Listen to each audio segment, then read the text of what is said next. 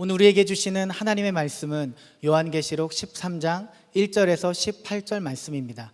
봉독은 1절에서 10절, 16절에서 18절 말씀만 읽도록 하겠습니다. 나는 바다에서 짐승 하나가 올라오는 것을 보았습니다. 그 짐승은 뿔 10과 머리 7이 달려 있었는데 그 뿔 하나하나에 왕관을 쓰고 있고 그 머리 하나하나에는 하나님을 모독하는 이름이 붙어 있었습니다. 내가 본 그 짐승은 표범과 비슷한데 그 발은 곰의 발과 같고 그 입은 사자의 입과 같았습니다. 그 용이 자기 힘과 왕위와 큰 권세를 이 짐승에게 주었습니다. 그 머리들 가운데 하나는 치명상을 입은 듯 하였습니다. 그러나 그 치명적인 상처가 나으니 온 세상은 놀라서 그 짐승을 따라갔습니다. 용이 그 짐승에게 권세를 주니 사람들은 그 용에게 경배하였습니다. 또 그들은 누가 이 짐승과 같으랴, 누가 이 짐승과 맞서서 싸울 수 있으랴 하고 말하면서 그 짐승에게 경배하였습니다. 그 짐승은 큰 소리를 치며 하나님을 모독하는 말을 하는 입을 받고 42달 동안 활동할 권세를 받았습니다. 그 짐승은 입을 열어서 하나님을 모독하였으니 하나님의 이름과 거처와 하늘에 사는 이들을 모독하였습니다.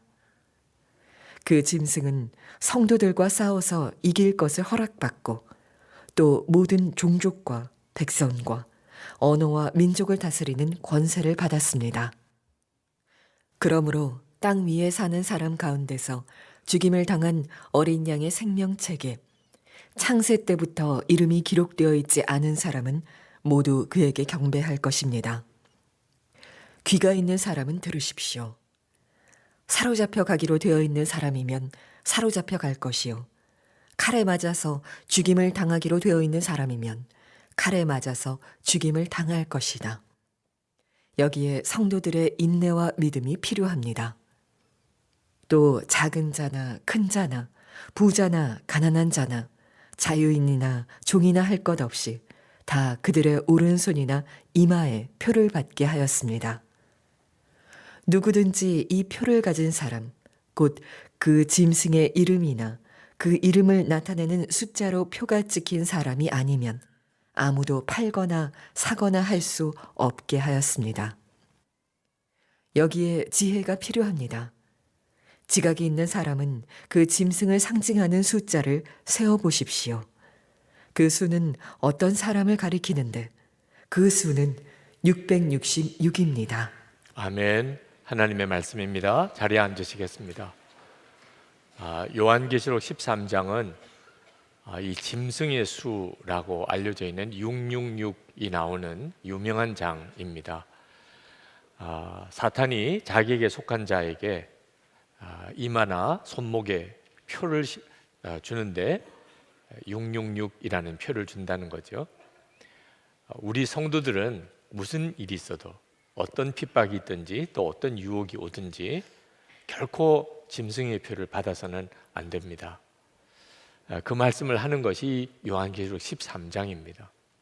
그런데 안타깝게도 지금 현재 환란이 오고 또 미혹이 올 때 끝까지 사탄의 표를 받지 않을 수 있는 그런 믿음의 준비를 갖추지 못한 성도와 교회가 너무나 많습니다.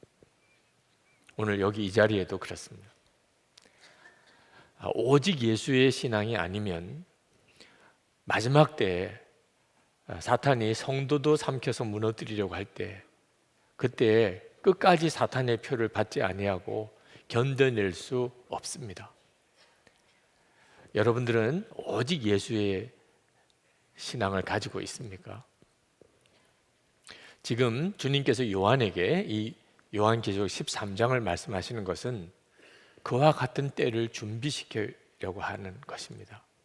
환란이 오고 핍박이 오고 사탄이 자기 표를 사람에게 심어 자기 소유를 삼으려고 할 때가 올 텐데 성도들에게까지 그런 미혹이 올 텐데 그걸 끝까지 잘 견디라는 거죠.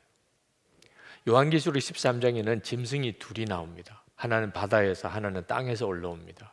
이 짐승은 사탄인 용의 능력을 부여받은 적그리스도와 거짓 예언자를 말합니다.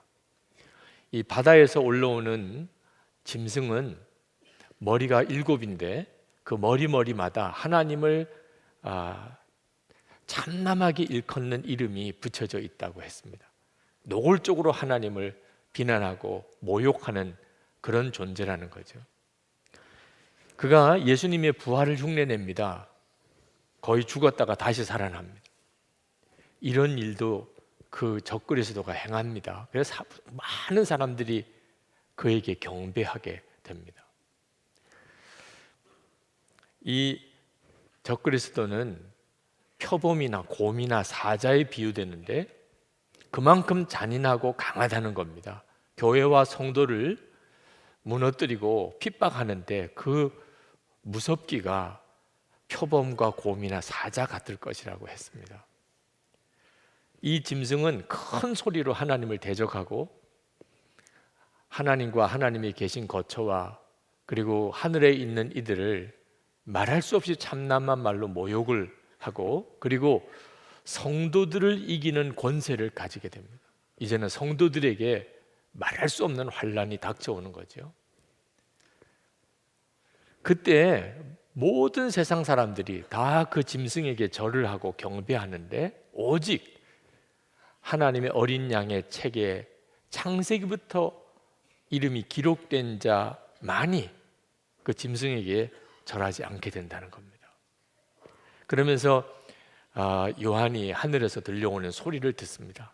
그리고 귀 있는 자들은 들을지어다 하고 그 자기가 들은 소리를 전해줍니다. 10절입니다. 사로잡혀 가기로 되어 있는 사람이면 사로잡혀 갈 것이요 칼에 맞아서 죽임을 당하기로 되어 있는 사람이면 칼에 맞아서 죽임을 당할 것이라. 성도라도 사탄에게 사로잡혀 가고 칼에 맞아 죽임을 당하는 일이 일어날 것이라. 그러면 그렇게 하는 게 맞다는 것. 그때의 성도의 인내와 믿음이 필요하다는 것. 절대로 그것을 나는 받지 않겠다고 도망가서는 안 된다는 겁니다. 적그리스도가 나타날 때 성도들에게 환난이 오고 죽임을 당하는 일이 생기게 될 그때 우리가 어떤 믿음으로 그 상황을 이겨낼 수 있습니까? 오직 예수의 믿음입니다. 그 믿음을 가지고 있는 것이 그렇게 중요한 것입니다. 이어서 땅에서 올라온 짐승이 등장합니다. 그도 예수님을 흉내냅니다. 어린 양 예수라고 그러죠. 그래서 뿔이 둘 있는데 그도 뿔을 2개 가지고 나타납니다. 겉으로 보면은 예수 그리스도인 것 같이 보이는데 그 말은 용의 말을 한다고 그랬습니다. 그러니까 완전히 미혹하는 거짓 예언자이지요. 그에게도 권세가 있는데 하늘에서 불이 내리게도 하는 능력을 행합니다.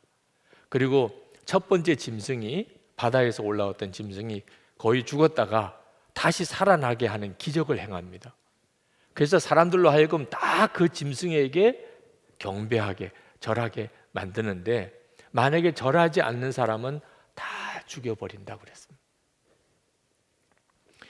이런 정말 끔찍하고 또 두려운 적그리스도와 거짓 예언자의 역사가 나타나게 될 것이다.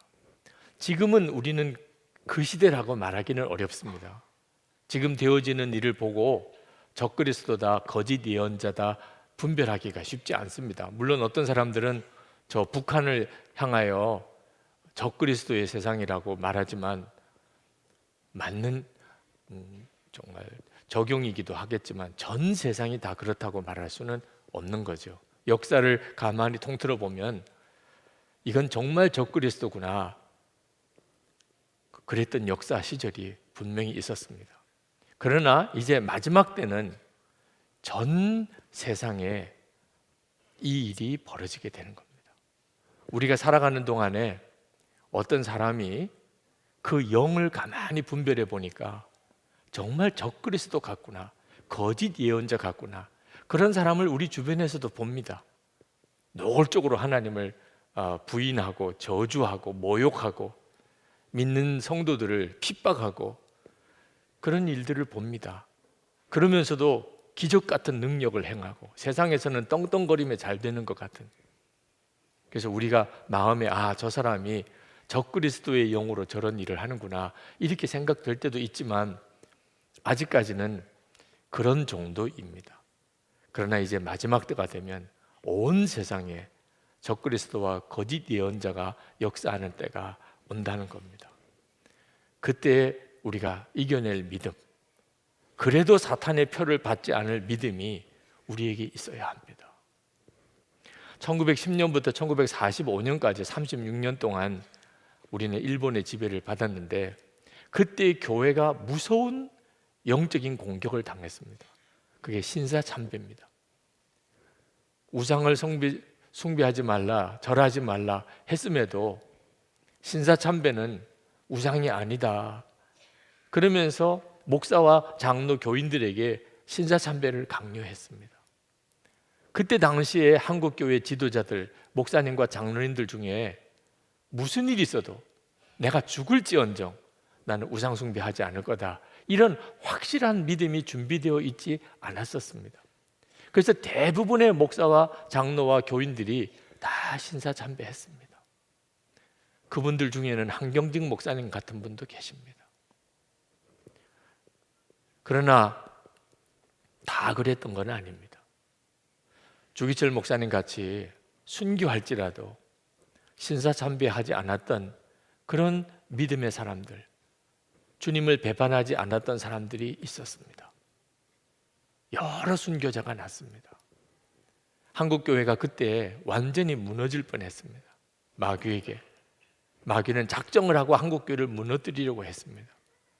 그런데 죽으면 죽으리라 라고 고백하면서 결코 사탄에게 절하지 않았던 그런 우리의 믿음의 선배들 때문에 하나님이 한국교회를 지켜주셨습니다. 우리도 그리해야 하는 겁니다. 이제 마지막 때가 올 때 사탄이 무섭게 교회와 성도들을 무너뜨리려고 미혹하고 핍박할 때, 우리가 일제시대 때 그 어처구니 없이 많은 한국교회가 우상숭배했던 그 죄를 반복하면 안 됩니다.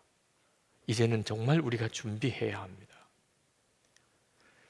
이 사탄의 표인 666이 무엇인가에 대해서는 아주 오랜 동안 논란이 있어 왔습니다. 한때는 바코드가 666이다 그랬던 적도 있었고, 신용카드가 666이다 그랬던 적도 있었고, 유럽 공동체가 666이다 그러기도 했었고, 요즘에는 생체 인식표 베리칩이라고 하나요?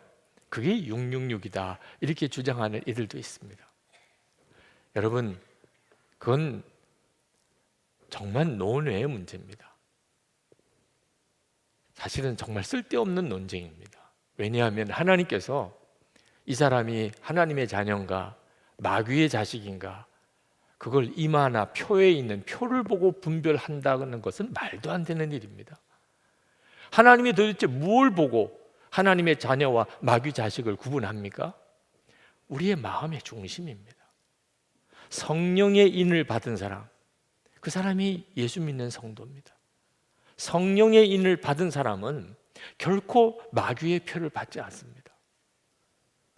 마음속에 마귀가 인을 치는 것입니다. 물론 이 생체 인식이라는 이런 방법을 통해서 마귀가 사람들을 완전히 장악할 가능성은 충분히 있습니다.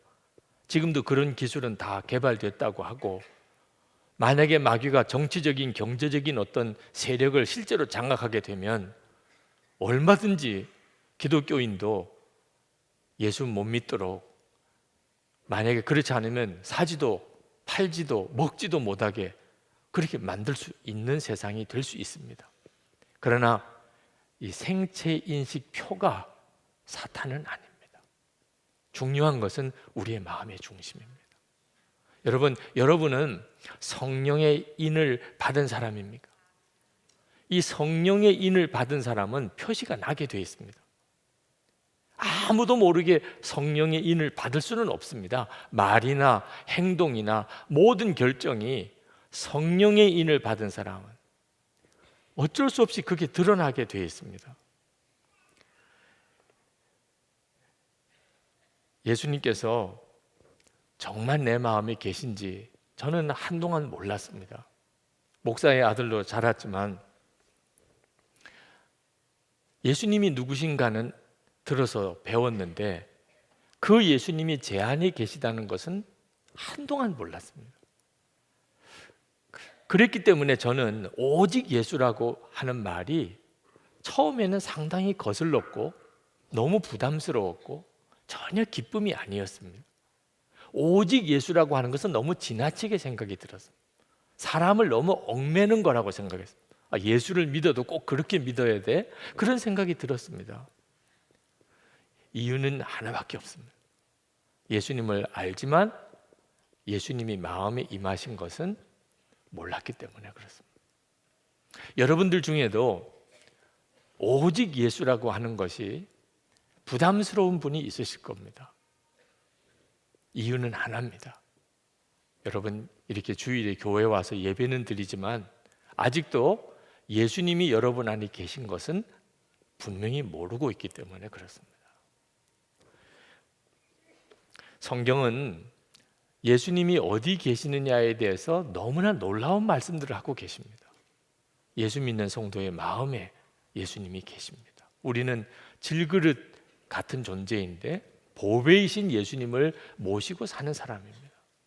이것을 진짜 믿게 된다면 오직 예수가 안 될 수가 없습니다. 한 여인이 결혼을 해서 임신을 하게 되었다고 합시다.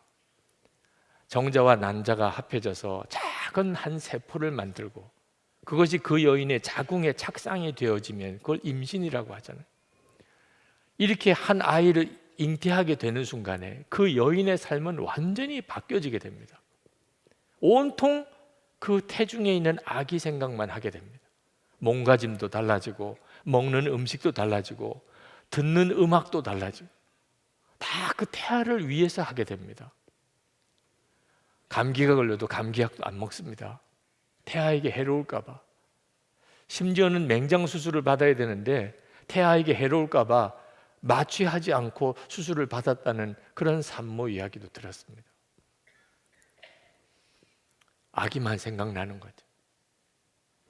여러분, 한 여인이 아기를 잉태한 것 비교할 수 없는 것이 예수 그리스도께서 우리 안에 임하신 것입니다. 이걸 진짜 안 믿으니까 문제인 거예요. 예수 그리스도께서 내 안에 계신 것을, 내 안에 오셨다는 사실을 정말 믿게 되면 우리는 항상 예수님 생각하게 됩니다. 정말 오직 예수입니다. 말하는 것도 행동하는 것도 결정하는 것도 오직 예수입니다. 주변 사람들이 다 알게 되어 있습니다. 초대교회 성도들 오직 예수였습니다. 그래서 그들은 그리스도인이라는 별명을 받았습니다. 이 그리스도인은 그리스도밖에 모르는 사람, 십자가의 예수밖에는 모르는 사람, 완전히 예수님에게 미친 사람, 그런 뜻입니다. 우리도 꼭 그렇게 됩니다. 여러분 가족이나 주변에 있는 친구나 직장 동료들에게 여러분은 오직 예수의 사람으로 그렇게 인식되어져 있겠습니까? 이런 믿음, 오직 예수의 믿음을 가진 사람만이 마지막 때에 사탄이 모든 사람에게 짐승의 표를 주어서 그것 가지고 사고 팔고 이렇게 세상을 만들어 갈 때도 나는 절대 그 표를 받을 수 없다. 그럴 수 있는 겁니다. 요한이 마지막 때를 살아가려면 지혜가 필요하다고 했습니다. 그 지혜는 사탄을 분별하는 겁니다. 지금 이것이 사탄의 역사냐? 이것이 사탄이 주는 미혹이고 사탄이 주는 핍박이냐? 그게 깨달아져야 마지막에 사탄의 표를 받지 않을 수가 있는 겁니다. 요한계시록 13장 18절에 여기에 지혜가 필요합니다. 지각이 있는 사람은 그 짐승을 상징하는 숫자를 세어보십시오. 그 수는 어떤 사람을 가리키는데 그 수는 666입니다. 여러분, 우리에게 이 지혜가 있어야 합니다. 영적인 분별이 돼야 합니다. 이것이 하나님이 하시는 일인지 이것이 사탄이 하는 일인지. 그런데 그 지혜가 어떻게 생깁니까? 오직 예수의 믿음으로 사는 사람에게만 생깁니다. 여러분, 위대한 믿음의 사람들, 그 위대한 믿음의 사람들은 그냥 막연하게 예수를 믿지 않았습니다. 그들은 그저 항상 하나님을 바라보고 살았습니다. 하나님의 음성을 늘 분명히 들었습니다. 보이지 않으시는 하나님의 손을 붙잡고 살았습니다. 하나님이 그들의 모든 삶 속에 간섭하시고 인도하시고 보호하시고 역사하셨습니다. 아브라함이 그랬고, 모세가 그랬고, 여호수아가 그랬고, 다윗이 그랬고, 엘리야가 그랬고, 사도 바울이 그랬습니다. 그들에게 있어서 하나님은 정말 살아계신 하나님이셨습니다. 그랬기 때문에 그들은 끝까지 하나님이 인도하시는 길을 갈 수 있었습니다. 저는 이따금 지나치다는 그런 평가를 듣습니다. 여러분들 중에도 그런 분이 혹 계시다면 제가 충분히 인정합니다. 받아들입니다. 지나치다는 말을 들어도 제가 변명할 여지가 없을지도 모르겠습니다. 그런데 제가 지나친 게 있다면 하나입니다. 오직 예수로 살아야 한다는 것입니다. 왜 그런가 하면 적당하게 예수 믿어서는 마지막 때에 견딜 수 없기 때문에 그렇습니다.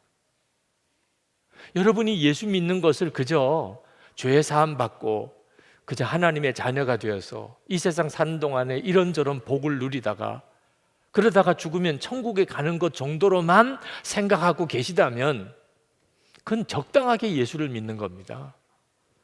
그런 믿음은 마지막 때를 견딜 수가 없습니다. 환난이 오고 핍박이 오고 무서운 적그리스도와 거짓 예언자들이 일어나서 미혹할 때 그 믿음은 다 무너져 버립니다.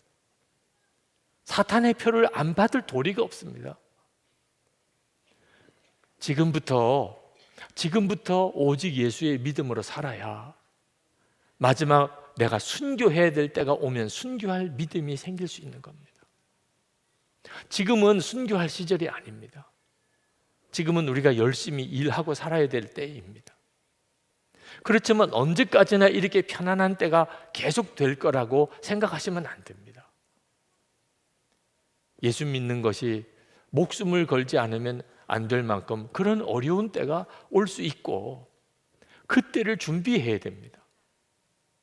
지금 같은 이런 시절에도 고난이 너무 무섭고 손해보는 게 너무 두렵고 유혹 앞에서 너무 쉽게 무너져 버리는, 여러분, 이런 믿음이라면 환난의 때를 어떻게 견딥니까?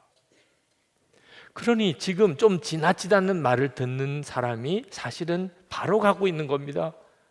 오직 예수, 저 사람은 오직 예수야. 여러분, 그럴 때 사탄의 역사에 대한 분별이 생깁니다. 그 사람은. 운동선수가 이제 시합을 준비할 때 연습을 엄청나게 하잖아요. 그렇게 엄청나게 연습을 하면 나중에 몸이 저절로 알아서 움직인다는 거예요. 시합에 나가면 무슨 공격이 올 때 내가 수비를 해야 되고 또 내가 공격을 해야 되고 순간순간 변화되는 상황에 이렇게 해야 될까 저렇게 해야 될까 이렇게 생각하다가는 그 사람은 제대로 된 운동선수가 못 됩니다. 그냥 즉각 반응이 가야 되는 거죠. 몸이 저절로 움직이는 것처럼 움직여져야 그 사람이 최고의 선수죠. 영적으로도 마찬가지입니다. 마지막 미혹이 오고 큰 핍박이 올 때 그때서 생각해보고 그때서 갈등하고 그때 고민하고 그럼 다 넘어집니다. 환난이 오고 미혹이 오고 막 거짓 기적들이 일어나고 그리고 예수 믿는 사람들은 순교하는 일이 사방에서 벌어질 때 사탄의 역사 금방 깨닫고 아닌 거는 분명히 아니고, 내가 죽을지언정 절대로 나는 사탄의 표를 받지 않아. 바로 반응이 나와야 그 사람이 사는 것입니다. 그러니 여러분, 지금이 얼마나 중요한 때인지 모릅니다. 오직 예수의 믿음이 아니면 지금도 예수님을 믿는 것처럼 보이지만 실제로는 우상 숭배하는 사람들이 많습니다. 교회 나오는 사람들 중에도요, 돈 우상으로 살고, 세상 우상으로 살고, 성공 우상으로 사는 사람 많습니다. 그가 진짜 섬기는 것은 세상인데 본인은 예수 믿는다고 생각하는 거예요. 옛날에는 인신제사가 있었습니다. 우상에게 자식을 죽여서 바치는 거예요. 그렇게 해서라도 복을 받겠다는 거예요. 그런데 여러분, 지금은 아닌 줄 아십니까? 이 세상의 성공을 위해서 자식의 인생을 파멸시키는 부모가 얼마나 많은 줄 아십니까? 분별을 못해서 그런 거예요. 어떤 게 하나님의 인도하심인지 어떤 게 마귀의 역사인지 분별을 못하니까 이름만 교회 다니고 예수 믿는 거지, 실제로는 완전히 마귀 종로를 타고 있는 사람 많습니다. 오직 예수의 믿음으로 살아봐야 비로소 분별이 됩니다. 그러나 여러분, 우리 자신도 오직 예수의 믿음을 가져야 하지만 더 중요한 것은 교회입니다. 교회가 오직 예수의 교회여야 합니다. 우리가 나중에 하나님 앞에 설 때 우리 각각의 개인으로도 하나님 앞에 서지만 교회로서 선다는 사실을 꼭 명심해야 됩니다. 요한계시록은 교회에 주신 서신입니다. 우리가 오직 예수의 믿음을 가지려면 교회가 오직 예수의 교회여야 합니다. 그렇지 않으면 절대로 우리는 오직 예수의 믿음을 가지고 그 믿음을 지키고 살 수 없습니다. 이어령 교수님, 그분이 아직 예수 믿지 않았을 때 어느 한 교회에 종교 강연 초청을 받아서 가셔서 강연을 하시면서 자기가 왜 예수를 안 믿는지, 교회에 안 나오게 됐는지를 그렇게 설명한 적이 있습니다. 도마가 예수 부활의 증거로 요구한 것이 바로 고난의 흔적이었고, 예수님께서 부활의 증거로 도마에게 보여주셨던 것 또한 고난과 아픔의 상처였습니다. 교회가 세상에 보여주어야 할 증거가 바로 이것입니다. 진리 때문에 고난당한 흔적, 시대의 아픔에 동참한 상처 자국, 세상을 살리기 위해 스스로 당한 희생의 흔적. 그러나 오늘날 교회는 이러한 흔적과 자국을 보여주지 못하고 있습니다. 교회가 이 세상을 향하여 보여주는 것이라고는 집단화된 이기심, 거대한 야망, 그리고 세속화된 성공주의와 출세주의뿐입니다. 이것은 예수 그리스도께서 보여주셨던 증거가 결단코 아닙니다. 누구든지 나에게 예수 그리스도께서 인류를 위해 당하셨던 고난의 상처와 아픔의 흔적을 보여줄 수 있는 교회를 소개해 주십시오. 그러면 나는 그 교회 교인이 되겠습니다. 지금도 진짜 오직 예수의 교회가 어디 있는지를 찾는 사람들이 많습니다. 진짜 오직 예수의 교회가 서야 합니다. 저절로 세워지지 않습니다. 우리가 기도와 헌신으로 그렇게 교회를 세워가야 됩니다. 오직 예수의 믿음으로 도무지 살 수가 없어서 그 교회를 떠나야 되는 그런 사람들도 있습니다. 그 교회에서는 도무지 오직 예수로 살 수가 없기에 오직 예수로 정말 살고 싶어서 일부러 그 교회를 찾아오는 사람도 있습니다.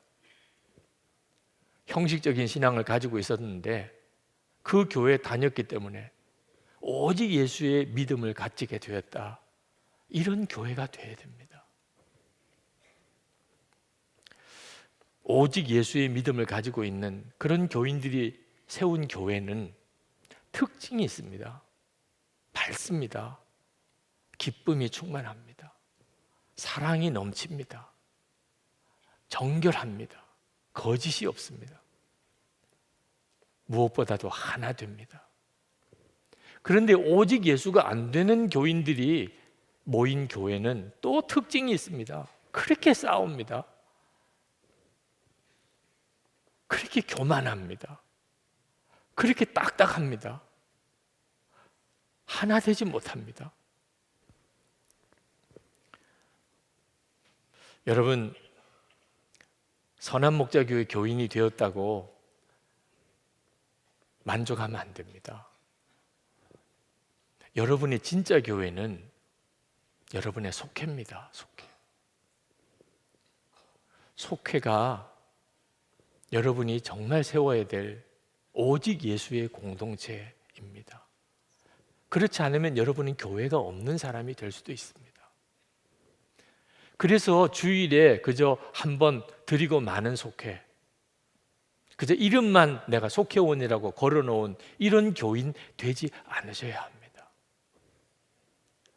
우리가 이 예배당에 모여서 예배 드릴 수 없을 때가 올지 모릅니다.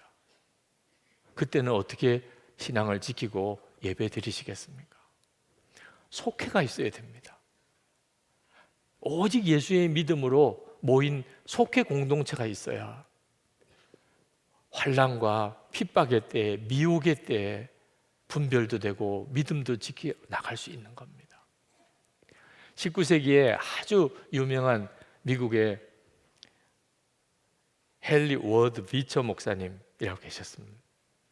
그 헨리 워드 비처 목사님을 뉴욕에 있는 어느 교회가 청빙을 해서 주일 설교를 하시게 됐는데, 그 광고를 듣고 많은 사람들이 주일에 그 교회에 왔습니다.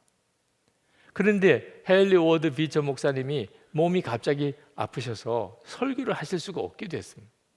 그래서 동생인 토마스 비처 목사님을 대신 보냈습니다. 많은 교인들이 헨리 워드 비처 목사님이 설교하실 것을 기대하고 있는데, 설교단에 엉뚱한 목사님이 올라오는 걸 보고 많은 사람들이 자리에 일어나서 나갔습니다. 그때 강단에 올라왔던 그 토마스 비처 목사님이 큰 소리로 말했습니다.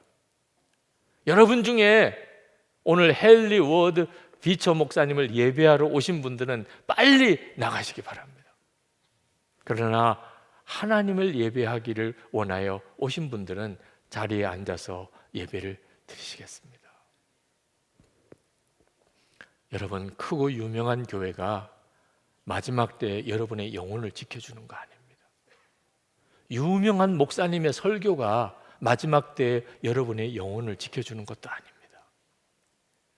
마지막 때에 여러분의 믿음을 지키고 그리고 끝까지 예수님 배반하지 않을 수 있게 해줄 수 있는 것, 무슨 일이 있어도 사탄의 표를 받지 않게 해줄 수 있는 것은 오직 예수의 믿음을 가진 속회 공동체가 있어야 합니다. 영적인 한 가족이 되어 있는, 정말 서로가 마음과 생각을 다 나누고 그렇게 사는 그런 공동체가 있어야 합니다. 그래서 주중에 조금 어려워도 가정에서 속회를 드려보시라고 그렇게 권하는 겁니다. 그리고 영성의 길을 서로 나누면서 마음과 생각을 서로 열어놓고 그렇게 서로 살아보시라는 겁니다. 그런 교회, 그런 공동체가 반드시 있어야 합니다.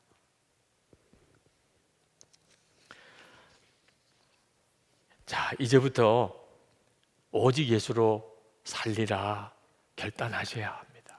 아직까지 마음에 내가 아직 오직 예수의 믿음은 아닌데 이런 생각이 드시는 분은 뒤로 미루시면 큰일 납니다. 그러다가 그냥 마지막이 옵니다. 지금 결단해야 합니다.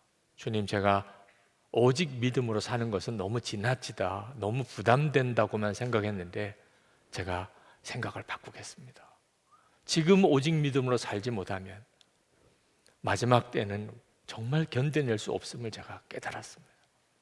제게 오직 예수의 믿음을 주소서. 나와 함께 계신 주님을 바라보게 해주소서. 그리고 오직 예수의 믿음을 가진 성도들이 연합한 그런 속회 공동체, 교회 공동체를 제가 세우게 해주시옵소서. 여러분 다 일어나셔서 우리 찬양 같이 하시고 기도하셨으면 좋겠습니다. 십자가의 길, 순교자의 삶, 다 같이 찬양하겠습니다.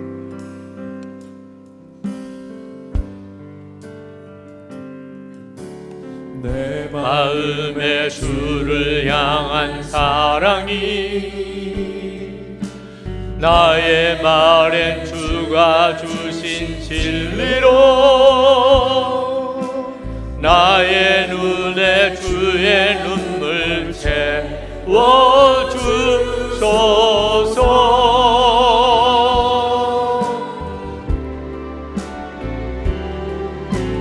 내 입술에 찬양의 향기가 두 손에는 주를 닮은 섬김이 나의 삶에 주의 흔적 나게 하소서.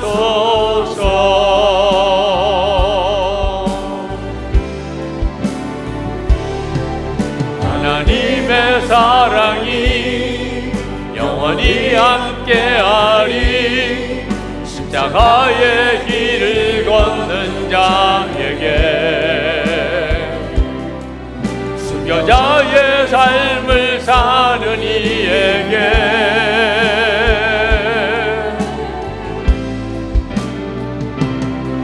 조롱하는 소리와 세상 유혹 속에도 주의 순결한 신부가 되리라.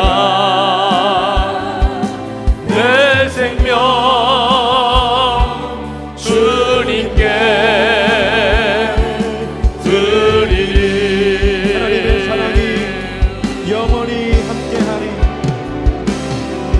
하나님의 사랑이 영원히 함께하리.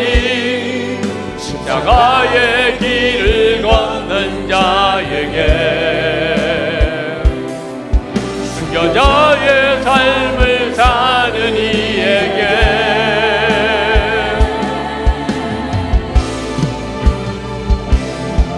조롱하는 소리와 세상 유혹 속에도 주의 순결한 신부가 되리라. 내 생명 주님께 드리리. 이 시간에 우리 기도하실 때 주님, 제가 정말 오직 예수의 믿음으로 서기를 원합니다. 나약한 신앙의 자세, 두려워하는 마음 주의 십자가에 다 처리해 주옵소서. 주를 바라보는 눈을 분명히 열어주소서. 우리 다 같이 기도하겠습니다. 은혜와 사랑이 충만하신 하나님, 놀라우신 은혜와 하나님의 역사하심을 인하여 하나님 앞에 간절한 마음으로 기도합니다. 오늘도 하나님 기도하며 갈망하는 사랑하는 성도들의 마음의 심정을 주님 붙들어 주소서. 저의 전심의 마음 받아주소서. 성령께서 말씀으로 사랑하는 성도들을 사로잡아 주옵소서.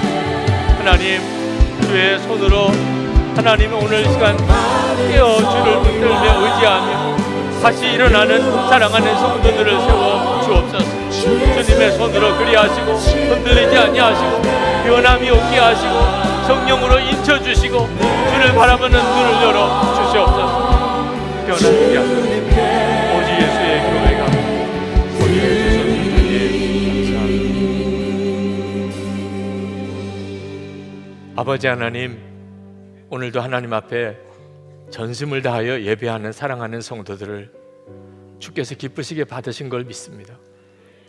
주님을 뜨겁게 사랑하고 감사하며 예물을 준비하여 드리는 성도들의 마음도 이 시간에 주께서 받으신 것을 믿습니다. 은혜를 주소서. 성도들에게 역사하소서. 오늘도 예배드리고 하나님께 감사하고 돌아가는 모든 성도들의 심령에 주를 바라보는 눈을 분명히 뜨게 하시고 오직 주 예수의 믿음으로 살게 하시고 어떤 형편과 처지에서도 사탄을 따라가고 타협하고 사탄의 표를 받는 자 되지 않게 하소서. 육신에 병든 이들을 주님이 고쳐주소서.